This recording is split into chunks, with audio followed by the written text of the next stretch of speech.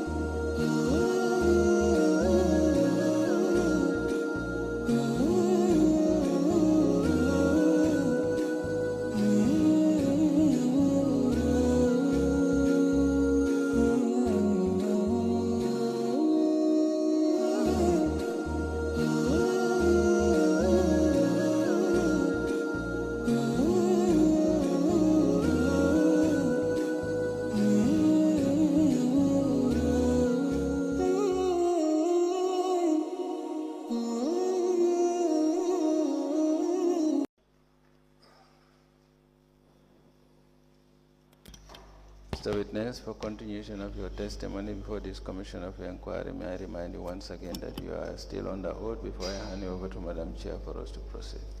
Very well. Nena belegi nyungulando kali nyungulando nyune bisimila. Alhamdulillah mangena fe. Wow, nena wa belegi nga fatale ko ne danga waton. Te wat bobu mo neka sakaw belegi. Wa baax inshallah.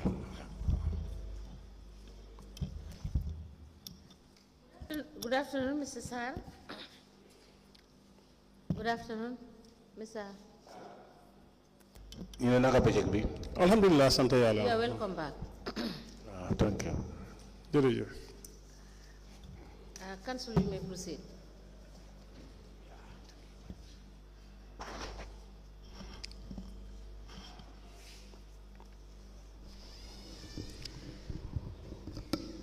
Thank you. Mr. Sir, do you have your leave application letter? Sir, belegi mum la lati nena sa leave application letter bi yanko amé.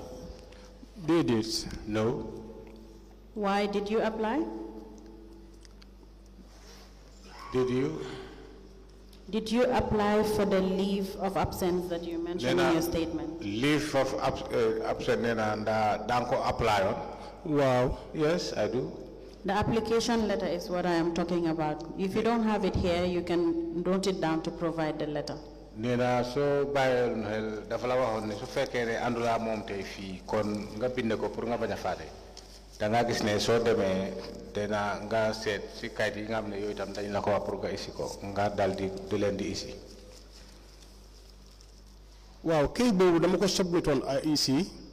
I submitted that to the IEC. Why don't have uncountable times? Why don't am? And I've been there for many occasions, but to no avail. No, that is to IEC. Your leave application letter to council that was granted. Nena sa leave bi nga xamne dang ko bindon ci council bi ñu dal de la ko jox. Wa mom lay wax. That is the one I'm talking about.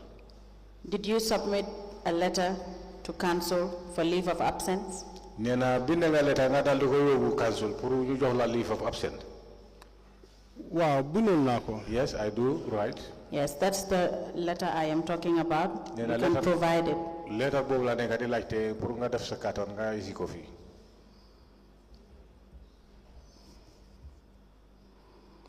Wa baxna inshallah. Okay. The approval of leave, do you have that letter with you? Nena approval of leave bi nga xamne wote na legi jox nañ la digal pour nga def leave. Nena mba yang ko amé. Sorry, letter bi buma demé IEC dañ ko change on. When I went to the IEC, the letter was changed. What letter are you talking about? I'm talking about approval from council that you are on leave. Mom letter bu nekk di wax léegi mooy bi nga leen bindee ne da nga soxla leave ñu daal di nangu ne waaw jox nañ la leave ñu bind la approval nee na boobu la moo laajte. Waaw boobu lay wax mu ngi IEC. That is the letter I'm saying that is still in the IEC. You can go back to IEC and retrieve the letter and bring it. Nga dem foofu IEC nga daal di jot letter boobu nga isi ko fii.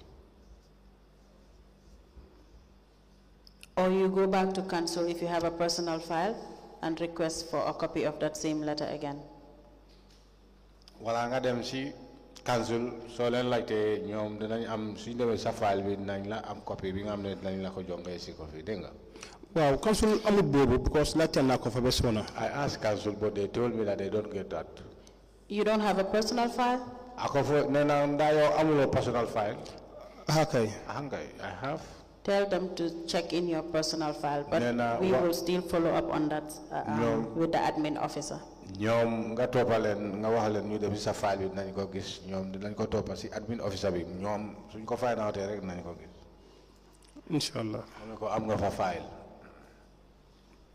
Now, Mr. Sar, on your statement, the last page, third paragraph, the last line, it states, I resumed working at council even though I was not carrying out any responsibilities but continued to receive my full salaries for the entire period of my leave.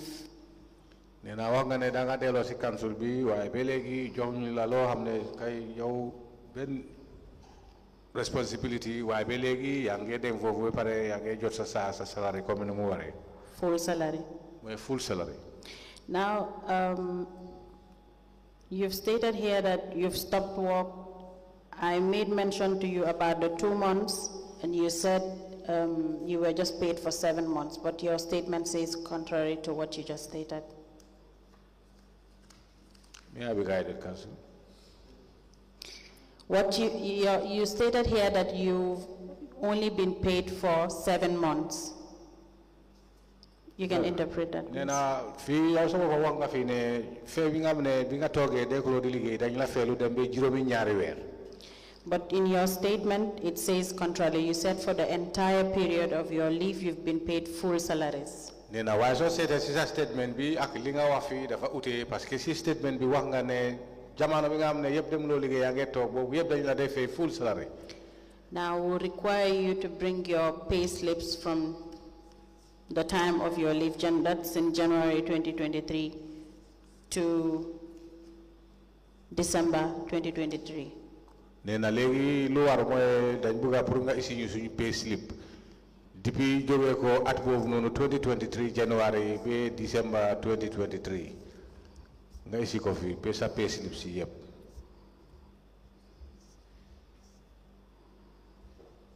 Now when you resume work without doing any responsibilities, who did you speak to?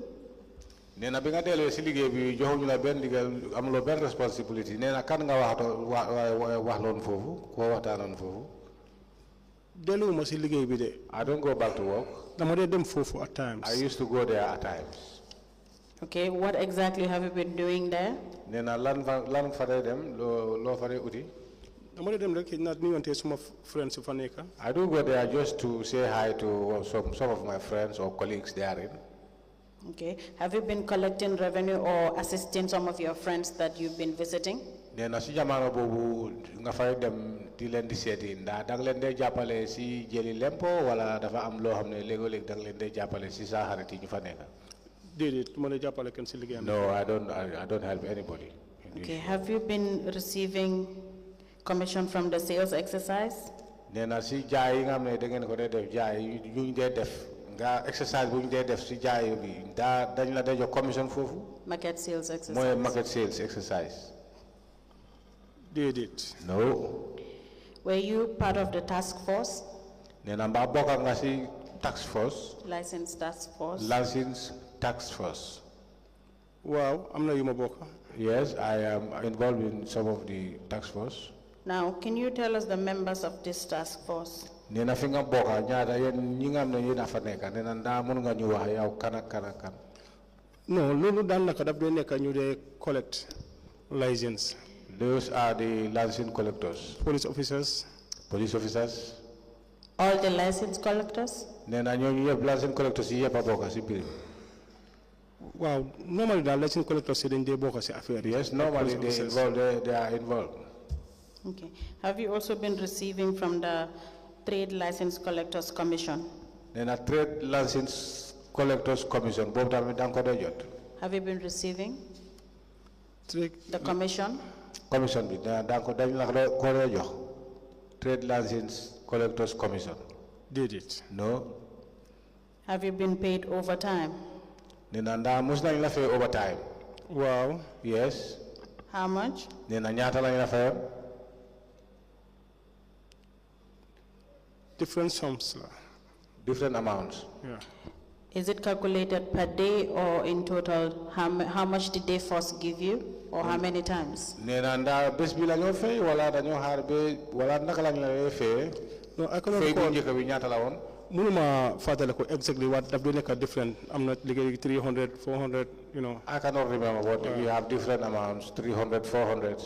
Is it paid through your salary account? Nena nda si sa salary account lañ ko defee wala? Did it? No. Okay. Sorry. Have you received any support from council? Nena nda mus nga am loo xam ne jox nañ la ko pour jàppale la wala dimbale la si council. Man personally. Me personally. Yes. Yes. Or do you know about any? Wala su dul yow ndax am nga keneen. No. Ki nga Did xam. it? No. Any loan Nena mus nga leb. or salary advance? Wala ñu jox la salary bala weer bi di dee. Ndax loolu mus na xew. Wow. Yes. When was this? Nena lii kañ la woon. Tobaski. Tobaski. Of which year? Ban at la woon. It might be 21. Maybe 21. 2021. Yeah, it might be 20. 2021. How much? Mu ne ñaata la woon. 1/6. 1/6. The amount, please, Mr. Sar. Mu ne amount bi njëg bi ñaata la woon lu ñu la joxoon. I forgot exactly. I cannot remember. You seem to forget about everything, Mr. Sar. No documents other than your cash books, and you seem to be forgetting everything. You have no records of anything. Nee na yow lu nekk da nga dee fàtte su dul cash book si nga dugal fii waa lu nekk doo mun a fàttaliku doo mun a fàttaliku. Wow, because Bobu mom dama fate exactly, but 1/6 pay. Yeah, I cannot remember exactly the amount, but that is 1/6. In the absence of any other questions from any of the commissioners, Madam Chair, that will be all for this witness. Yes, I just have one question. Mr. Sar, as we speak, are you still receiving your full salary? No. Mo la ke be legi nda bente yang ngi jot sa full salary. Did it? No. How much are you receiving? Na mu ne na legi ñaata nga tay jot si xaalis si sa salary. Nekuma di jot dara. I am not having anything from my salaries. Why? Nee na lu tax. Dama wara isi that letter in IEC. I supposed to bring that letter from the IEC. Which letter is that? Nee na ban letter la boobu. Moy buma jëlon apply on pour 1 year leave bi. That is the letter I took applied for the leave. Now, did they write to you? Did the council write to you stopping your salary? Nee na council da dañ la bind pour ne won la ne dañoo stop sa salary. Wow. Yes. You have that letter? Nee na sa letter boobu mu ngi sa loxo. Letter bi seet nako way gis nako way dafa mel dama ko bayyi kër. I saw the letter. You can note it. When you come back, you will bring. Nee na nga bind ko soo ñëwaatee nga isi wale ko su fekkee ne andulaa moom. Thank you, Mr. Sar. Please note that, and you've been asked to bring certain documents. Please Yes. endeavor to make sure that you bring them on Monday. Nee jërëjëf nee na letter am na kayit yu ñu la wax nga isi ko nga def sa kattan Monday sooy ñëw nga isi Is that all, Council? That's all, Madam Chair. We'll go through his cash books, and if you have any further inquiry, we'll relate through the registrar. Thank you, Mr. Sar. We will call you upon review of the cash books you have presented, and if there is any need for us to clarify any issue, we will call you back to do so. mu ne jërëjëf waaw léegi nañ seet si sa cash book yi nga xam ne dugal nga ko fii su fekkee ne am na daal luñ la soxla pour laajte la pour nga leeral nañ la wax dégg nga. Abana, inshallah, can I have the copy of my that receipt which I paid at the bank? A copy of it. You will. Are you making an application for you to be given a copy? If I can have a copy. A copy. Yeah. Yes. The registrar will be directed to give you a copy, a photocopy of the receipt Yeah. that you have presented to the commission. So, Mr. Saad, thank you so much. You are discharged. Thank you. Thank you. And make sure that you bring your documents on Monday. Inshallah. All right.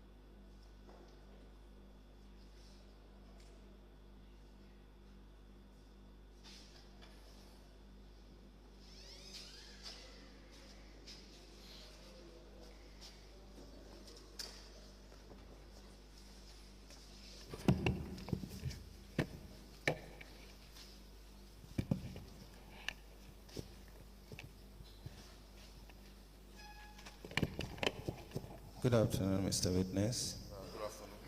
Welcome to this Commission of Inquiry into Local Government Councils and related matters. Mr. Witness, in which language do you wish to make your testimony?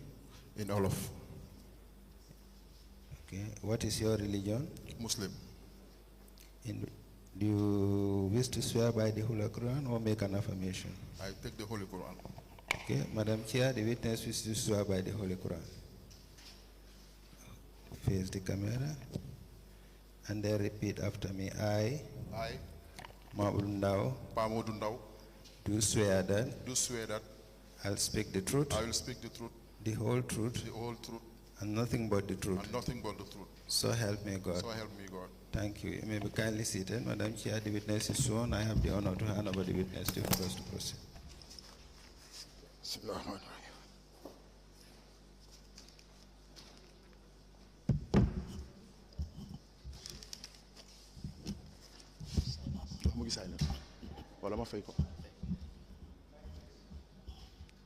Good afternoon, Mr. Ndao. Yeah, good afternoon, ma. Assalamu alaikum. Good afternoon. Mr. Ndao, you are welcome. You are welcome. Thank you, ma. Council, you may proceed. Very well.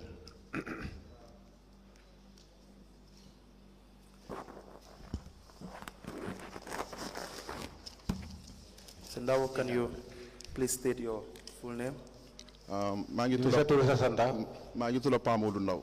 Pa Modu Ndao are my names. Your address? For the Gafi, Banjul Tobacco Road. Tobacco Road Banjul. Sendao, what is your educational background? Nenalan Sajanga Bifala Dorak Fala. Damna reference JC5 from primary school to high school. From there, Madam Gamcom Institute of Technology. Fofula defe IT.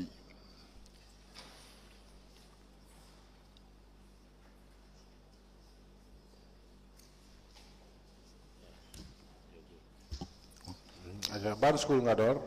Reference JC5. Reference JC5. Fofula defe primary school and I high did school. my primary school and my secondary school. Yes, from Madam Gamcom Institute of Technology. From there I go to Gamcom Institute of Technology. Fofula defe Institute IT. of Technology. That's where I did my IT. IT. What is your date of birth? Then I can go judo. 6 August 1987. August 6, 1987. Now, you recall giving a statement? Then Yes. I father kungade join our statement. Wow. Yes, I do. Please go through that document. Then I legi yung lako set ngadal de ko yung lako jong ngadal de ko set. It's a two-page document. Then I kait bi nyar kait la. It's confirmed. Yes. Is that your statement? Then I be sa statement la. Wow, mom la. Yes, that is my statement. We apply to tender the statement of the witness, Pa Murundao, into evidence as an exhibit.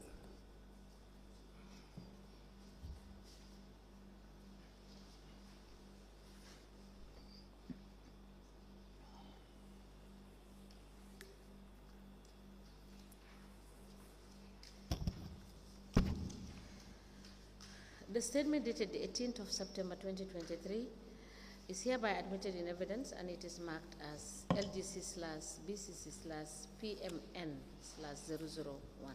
As the commission places. Now, you work for the Banjul City Council? Wow, Fufula delegate. Banjul City Council. Wow, Fufula delegate. Yes, that's correct. That's where I'm working. When were you employed?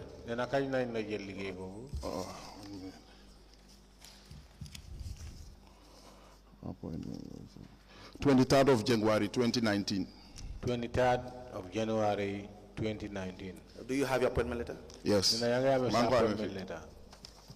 Were you confirmed, Mr. Ndao? Confirm. Confirmation did it. No.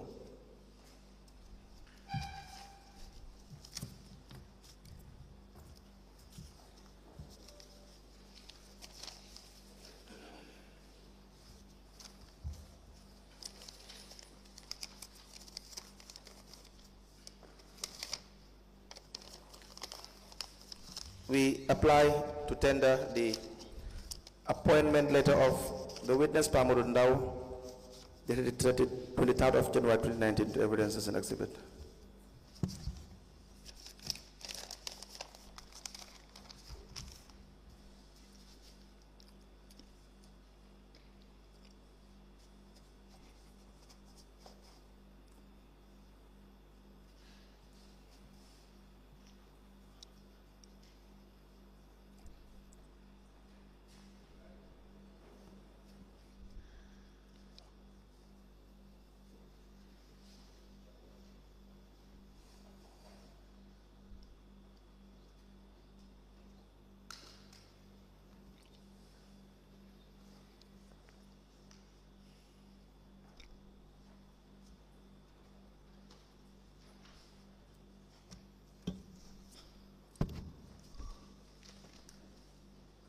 A letter dated the 23rd of January 2019 with reference to /BCC/P/14/N in brackets 104.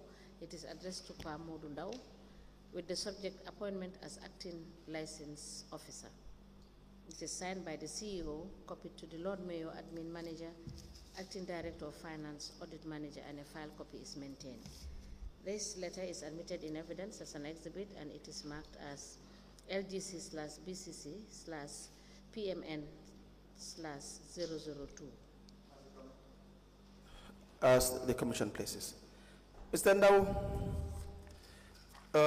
in 2018, which department in the area council, in the city council, were you attached to? 2018 nena si council ban department lañ la attaché. Man nekk mo delegate officially 2018 with Banjul City Council. In the year 2018 I was not working officially with the council in Banjul. Okay, why is that? Nena la tax lolu. I got my appointment on the 23rd of January 2019. I got my appointment 23rd January 2019 instead of 2018. Okay, so what you have in your statement that you were there in 2014, 2015 will not be correct? Yes. Nena kon sisa statement bi soko sete 2014, 2015 wax nga ne boba yeb dafa fegon ci fofu kon lolu mom taxaw.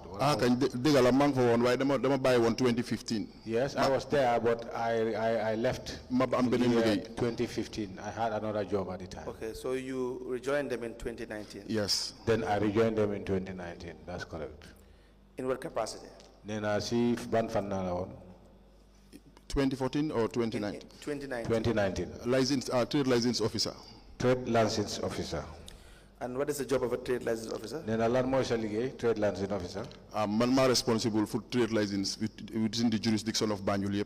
I am responsible with the trade license within the whole Banjul. When you say you're responsible, what do you mean? Then I not responsible. Law means law. Responsible, my suma unit, you're responsible for issue invoices. That is what I mean here is that my unit are responsible for giving out the invoices. At collect a license. And collecting license. Now, how many people will work under you in your unit? In In 2019, foog naa ñun about ñun 10 ñoo fa ñun 9 to 10 ñu 10 nit ñoo fa nekkoon. I think in the year waaye fu ma jaar ma verify.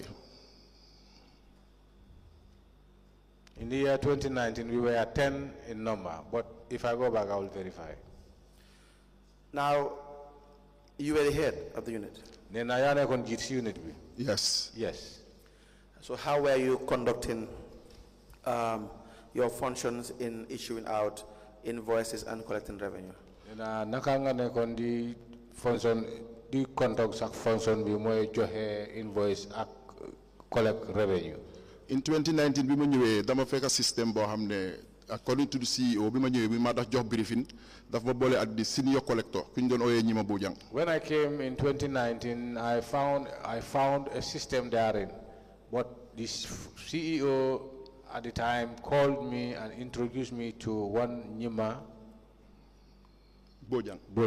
So man maa kooku ñoo daan génna dem issue invoices. Then myself and her, we used to go out and give invoices. From foofu collectors yi ñun ñëpp ñu dem ak ñoom ñu dem ak collectors yi ñu jëli revenue bi. From there, we all went with the collectors to collect revenue. And then, did that change subsequently? Nena ndalo dafa wécc yoon.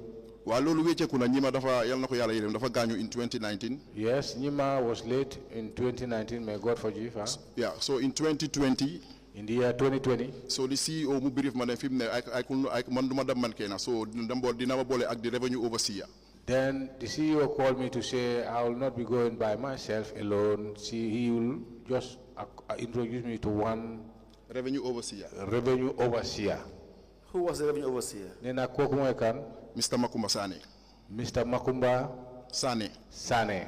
So were you collecting revenue at any point? Nena kon yaw sa bopanda boka nga di ñu de collect revenue at any time? No, man duma de am GTR. I just issue invoices. No, I don't have GTR. I only issue invoices. Now, the invoice you issue, how do you receive these invoices? Who gave you these invoices? Nena invoicing am na yoy nga de joxe kan mo la ko de jox si kan loxo kan nga de ko de amé. By then 2019 2020 the finance manager mo ñu daan jox invoice book. At 2019 2020 it was the finance manager who were giving us the invoices.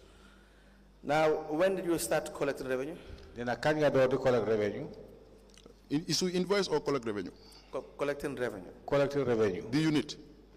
Nena kan nga door di collect revenue. Wa in 2019 bi issue invoice ba pare collectors yi dañuy génna ñom ñoo di jël GTR ñom ñoo responsible pour collect revenue. In the year 2019 whenever I issue invoices the collectors will then follow me and they have the GTR to go and collect revenue. Ku nekk dang day am sa specified zone.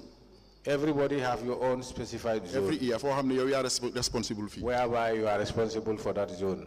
Now, do they now account to you when they collected this revenue from their respective zones? Suñ demee ci seen zone yi daal di jël lempo foofu ndax dañ ko dee ci yow. Waaw dañ suñu indee ñoom suñ ñëwee they go straight to their cash books. When they come, they go straight to their cash books. Suñ accountant seen xaalis ñu def ci cash book ñu def audit office. They count their monies, put them in the cash books and bring them to the office. Audit office. Audit office more than verify ba pare mu confirm guy door dem ci cashier bi. The audit will verify, confirm, then from there they go to the cashier. Now, you subsequently became the acting license manager. You were appointed. Legi ci kaw lolu nga daldi dila ekate yobula be neka assistant acting license manager. Acting license manager. Wow. Yes, that's correct. When was this? Muna li kañ la won? The 2019 letter that letter being major no rek fofu la am. There is no other letter to confirm I am the license manager. It's just the trade license officer. This letter, which was written to me on the in 2019, that is where it stops. I have never been issued any letter to be the acting. But I see in your statement you said that you were the acting trade license manager. Yeah, that. But nena sisa statement de gis na lolu ne yaw sama ko wax nga ne ya nekkon fofu acting trade license manager. Yeah, but it might be type maybe slip of the tongue, but acting license officer lañ defon. Well, acting license officer, you are responsible for the whole unit of license. Yeah, maybe that is the slip of the tongue, but it was written as the acting license officer who is responsible for all the license. So as it stands, you are the head of the license unit. license unit. Yes. Yes. But you don't have a manager. Manager. Manager, no. No. Is there a position for a manager? Is there? No. I'm position. I'm not place for manager. The trade license officer is the trade license manager. The trade license officer. Trade license That is manager. normally whom they call as the trade license manager. So, yeah, I saw acting trade license manager. That was why I thought it was you. Because this is acting trade license manager. Yes, I'm the acting trade license officer. Yes, I am manager officer. I am the acting trade license officer. Is there a trade license manager? I'm not a trade license manager.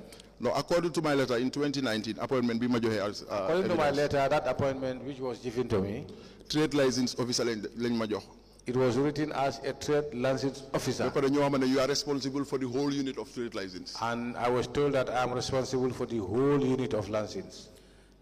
Who are you answerable to? Director of Finance. Director of Finance. So there is no manager after you. You're not answerable to any manager. You are directly answerable to the finance director. Kon yow sa njit fi nga amne fofu ngay uyu moy finance director am lo ben manager. No, I'm not finance manager, but for me I was told that I'm answerable to the finance director. We have a finance manager, but I was told that I'm answerable to the finance director. Now, do you have a license register? Nena am ngeen license register. Well, am nañ. Yes, we do. Where is it? Nena ana mom? No, ñewuma ak mom. I don't come with it. Do you have it in your office? Nena wa am nga ko ci office bi. We will need you to write. Nena am nga ko ci office bi. Wa am nañ ko. Yes, we do. Nena luñu bëgg moy nga bind pour so démé nga mëna ko iswalé. Register which year? Which year? From 2019, the time that you were the head of the unit. Nena bi nga amne bobu nga nekkon njiti unit bi from 2019 to 2023. Okay. Very well. Yes. So, what is the reporting mechanism between you and the Director of Finance? Nena sadigante ak Director of Finance ban mechanism ngeen am si reporting bi soy dem si mom. Wa dem suma unit dafa am ko xamne mo responsible database.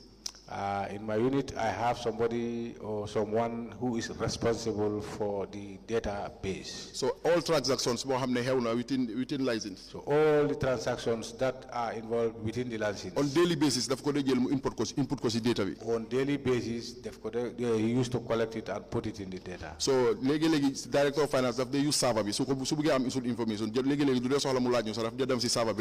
Sometimes if the director needs information or anything that is not clear to him, he will not even ask us, but he will go directly to the server. Or else he have a server, or otherwise he make a request. Request information ABC. He make a request to say, I need this information, ABC. So you have a data for all the collections you've made from 2019. I'm got data. Collection. Say unit la mo wani. I'm na data bo hamne. Collection here being for the whole of 2019. From 2019 to date, yes. From 2019. Wow. Yes, from 2019 to date. Yes. Okay. And if we are to request for that information, we can get it. Information try my level best to access to it. I will do my best to see to it that you please, we will need printouts of your collections from 2019 to 2023. Nena dal dañ bëgga printouts yi nga xamné joggé ko depuis 2019 to 2023. Noted. Noted. Now, the issue of evaluation. Nena suñ démé ci mbir evaluation. How is this done? Nena naka lañ ko dé naka ngeen ko dé défé evaluation bi. Well, evaluation we are given a gazette.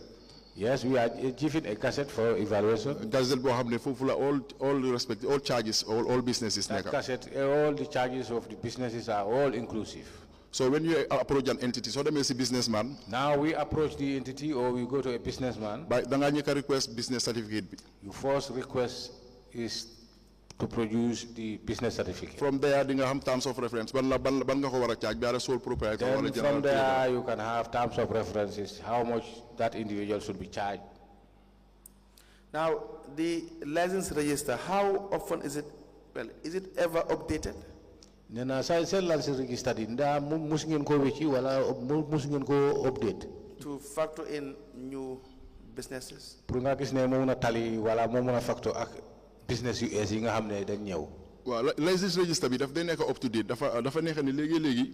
The license registers is always up to date. It happens sometimes, all the time. Daf day am businesses yo xamne dañ close mo am businesses yo xamne juddu nañ. It happens that certain businesses have been closed and certain businesses have been renewed or opened.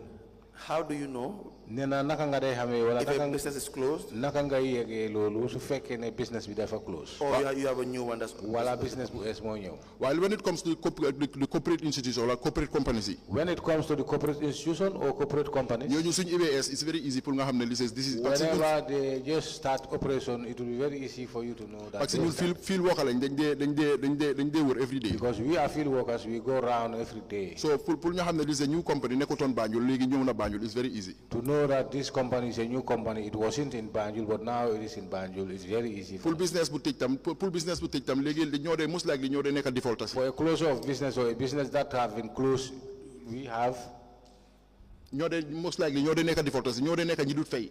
They are the people who don't pay. So at the end of the year, most likely they have the business A and B, they are no more. So from there, you'll detect it from that this business who is not paying A and B, they are no more. No, but do you have an exercise? Exercise every 6 months. Every 6 months. To have the accurate, because the way you are explaining it.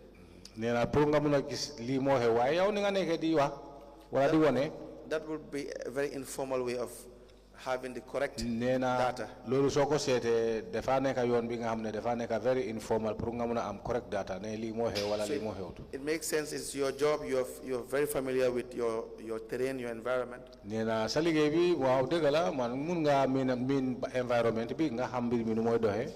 But there has to be formal actions. You have to have an assessment to know the new businesses that are in town or in the city.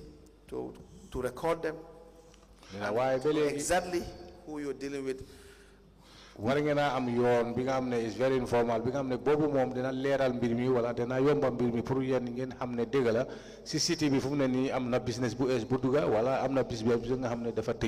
No, don't they conduct exercise pull new businesses? No, we don't conduct exercise to know the new businesses. So if they are, please proceed. As I said earlier on, Banjul is that big. Banjul is not very much big. The commercial area the commercial area is not very big. So pulling account the business B is added and business B is closed is almost very easy. To know that the business have been increased or added or been minus, then it's very easy for us. But that's for you. Heading the unit and your team. Of course, you can be 90% accurate. But you work in an institution. You may leave. Someone else comes. You need to have information, you need to have data. It has to be recorded. From this period to this period, you have 10 new businesses. So if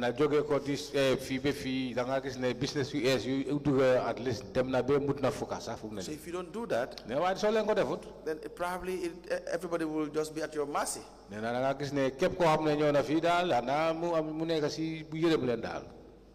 don't think whether you have interpreted well. We will all be at their mercy. What I mean is, if they choose to declare that there are 10 new businesses, when in fact, in reality, you have 20,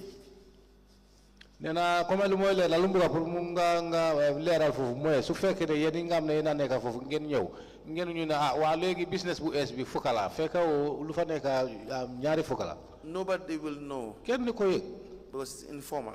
Because of it's not formal. Is that not the case?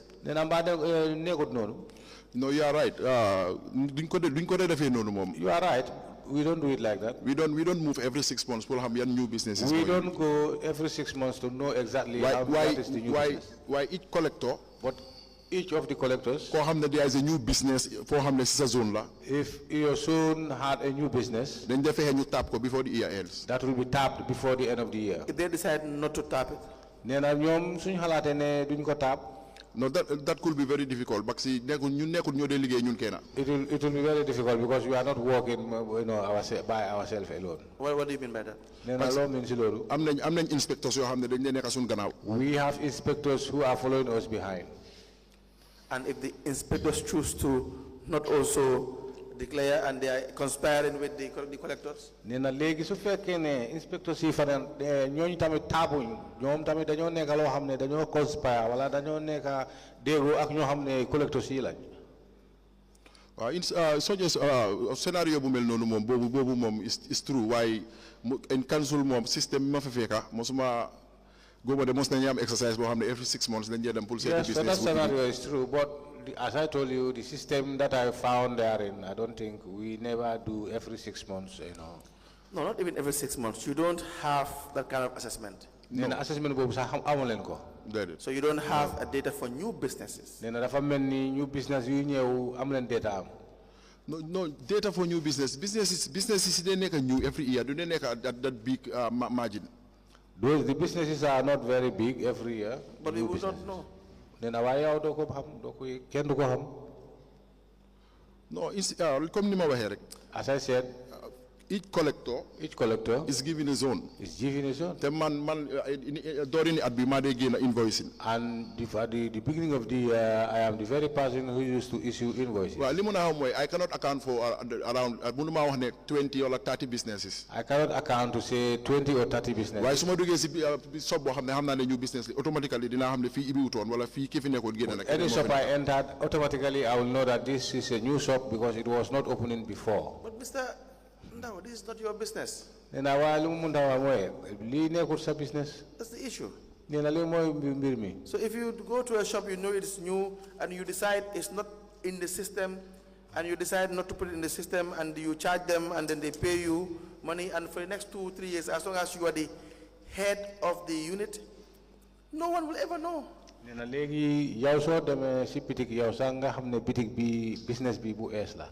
Why waxloo ko kenn bëgguloo kenn yëg loolu nga waxtaan ak waaj bi kooku fay daal dugal defloo ko si système bi mun naa nekk ngay dem foofu lu passé ñetti at comme yow yaa nekk njiit ba jamono boobu kenn du mun a xam. waaye lu mel noonu du yomb pour mu easy parce que businessman saa yi ko jeexee xaalisam fu mu jaar mu ne la ana suma receipt. Yeah, I know for that type it won't be easy because every businessman, anytime you go to him, he pays the money, he will request for the receipt. So now you can also give them false receipt as well. False receipt? False receipt. Is that possible? I don't think so. No, I don't think so. I'm saying you used to give them false receipt. But it's a possibility. Why is a possibility? Yes, it's a possibility. Yes. But to me, no. Yes, it's a possibility for somebody to issue a false receipt to a client, but for me personally, not at all. You said Banjul is literally small, very small jurisdiction. Yes. It's very easy to manage. Should that not have been the reason why you can easily do your assessment and know all the new businesses in town and have the record?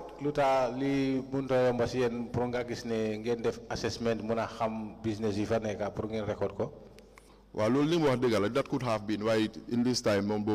Yes, that is true. That could have been, but not to no avail. Because if you have that, it would now erase, it may erase to a certain degree the discussion we are having now. It will minimize the opportunity for fraud.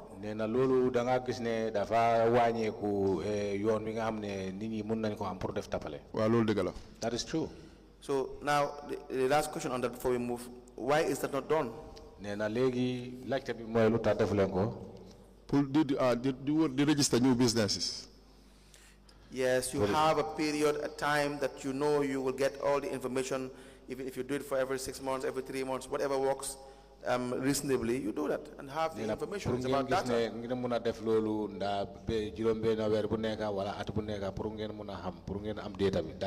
Well, loolu must have mom.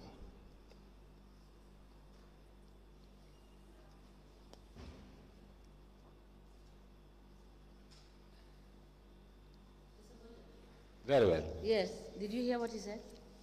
You said something? Mane loolu must have. That never happened. Very well. I see Mr. was saying something. You were writing what the witness was saying. Not at all. Maybe he was saying it when I was just talking to you. Yeah, exactly. Very well. Now, the evaluation Yes. The evaluation of the business. Yes. the business. You have a business evaluation. Why is it important to evaluate a business? Nena lan mota valuation mu am fayda si business bi. Repeat again, please. Nena lan ay importance evaluation si business bi. Well, evaluation from jaro am before nga muna press charges. There must be evaluation before you print out or you do your charges. Parce que ñu ngi jox guideline moy gazette bi. Because the guidelines we get it from the Gazette. And so how often do you do this evaluation? Nena kon kanya kan ngende def evaluation. Evaluation dañ ko def every year suñ doré. It's done every year when we start. And it's recorded? Nena da ngeen ko dé record. No, liñ dé def moy. No, what we normally do is We do evaluation on the spot. we do evaluation on the spot. Parce que duñ dé bëgg evaluate a month prior. We don't want to do a evaluation a month prior. Nga dem fekk business bi depreciate na wala increase na. And when you go there the next time, you find out the business have depreciated or. So if you do it on the spot? If you do it on the spot. Well, January su joté bi nga xam ne license jot na. When it is January and we all know that it's time for license. So first, second, third week of January, si lañ dé start. First, second, third week of January. We start to evaluate business. To do our evaluation. But it's not recorded. Nena why do len ko dé binda? No. No. Why? Nena lutax? That's the system boo xam ne moom laa fa fekk. That is the system I adopted from. No, but you are the head. Nena why yaay njit fum ne ni? Wow, you are right. You are correct. So why is it not recorded? Nena Is there any reason? Lutax do len ko dé def nda da ngeen am reason? No, recorded in the sense that duñ ko dee record nii ñu tegee boor waaye it's in the invoice books. Although yes, we don't make a record, special record, but it's in the invoice books. Go ahead, please proceed. So invoice books yi ñoo bind noonu. When we wrote the invoice books, yooyu mooy dem straight to the so ki dee amee suma database bi. that will be given to the person who is responsible for the database. mooy nekk si GTR yi collectors yi. And that will be on the GTR for the collectors. So loolu moom la ñuy fay mooy nekkaat si database bi. That is what they normally pay, and that is in the database. An example. For instance, how much should a tailoring shop pay? Nena legi comme for instance, ñawkat ñaata la wara fay? Baral ma 1 minute ma jëlee ko si Gazette. Is that the tariff? Yeah, that's the Gazette. Yes, that's the Gazette. Yeah. Okay, let's have it in evidence and then we can now proceed. Very well. You can now guide us. Don't you mind? Don't you mind? Parce que bii dafa xaw a damage tuuti ma indi beneen parce que bii mu ngi xaw a damage first page bi. This is not very. I can bring a proper, or else mun naa ko joxe tam if you don't mind. Or if you don't mind, I can hand it over. Dafa xaw a am gaps.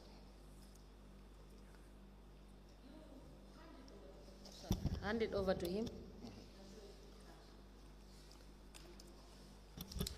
Chair, I have been signaled by Mr. Dauda, the IT, the technician, saying that it is time.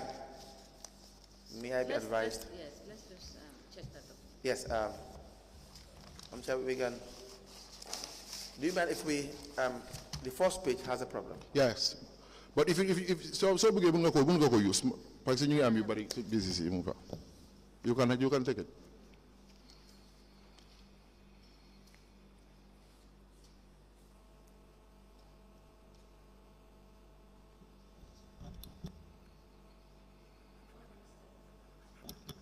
Okay, Mr. Ndao. Yes. It is true. This page is